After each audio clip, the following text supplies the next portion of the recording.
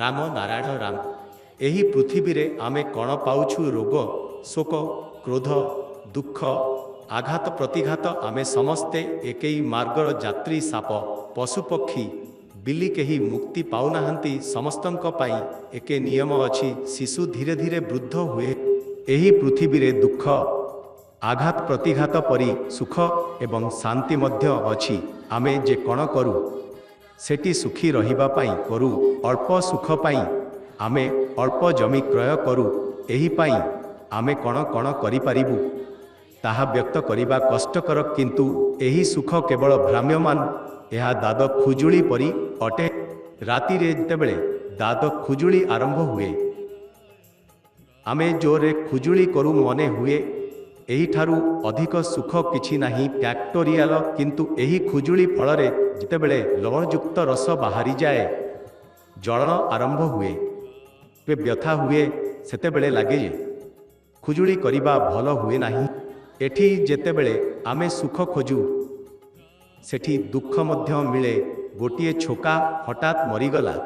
ସମସ୍ତେ କହିଲେ, ଗୋଟିଏ ମରିଗଲା ବୋଲି କ'ଣ ହେଲା? ଅନ୍ୟଟି ତ ଜୀବିତ ଅଛି। ଫ୍ୟାକ୍ଟୋରିଆଲ। ଏଭଳି ଆଶା ଧରି ଲୋକ ଜୀବନ ଯାପନ କରନ୍ତି। ଏହି ଆଶା କେବେ ବି ଛାଡ଼ି ହେବା ନାହିଁ। ଆମେ ଜୀବନ ଭରି କ'ଣ କରୁ? ଘର କିଣିବା, ବସ୍ତ୍ର କ୍ରୟ କରିବା, କେଉଁଠି ଯାଉ, କ'ଣ କରୁ? ଏହି ଭାବନାରେ ରହୁଛୁ ଯେ ଶାନ୍ତିରେ ଜୀବନ ଯାପନ କରିପାରିବୁ। ଶାନ୍ତି ଏହି ଶରୀରର ଏକେକ ଅଣୁରେ ରହିଛି। ଏହାରୁ ଅନନ୍ତ ଶକ୍ତିର ସ୍ମୃତି ନିଷ୍ପତ୍ତି ହୁଏ। ଏକ ପିତା ଏବଂ ପୁଅ ଜଳରେ ପଡ଼ିଗଲେ। ପୁଅ ନିଜର ପ୍ରାଣ ବଞ୍ଚାଇବା ପାଇଁ ପିତାଙ୍କୁ ଭଲି ଧରିଲା। ସେ ଯେତେବେଳେ ଭଲି ଧରୁଥିଲା ପିତା ତତିକି ବିଶେଷ ଡୁବୁଥିଲେ। ଶେଷରେ ଦୁହେଁ ଡୁବିଗଲେ। ଆମେ ସୁଖ ଚାହୁଁ, ଶାନ୍ତି ଚାହୁଁ, କିନ୍ତୁ ଆମର ଇଚ୍ଛାର କେବେ ବି ଶେଷ ନାହିଁ।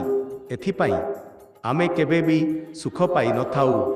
ଆମେ ଇନ୍ଦ୍ରିୟର ମାଧ୍ୟମରେ ଏହି ସୁଖ ପାଇବାର ଚେଷ୍ଟା କରିଥାଉ, କିନ୍ତୁ ଏଥିରେ କୌଣସି ଲାଭ ନାହିଁ। ଏହି ସୁଖ ହେଉଛି ଖୁଜୁଳି ଦେଇ ମିଳୁଥିବା ସୁଖ।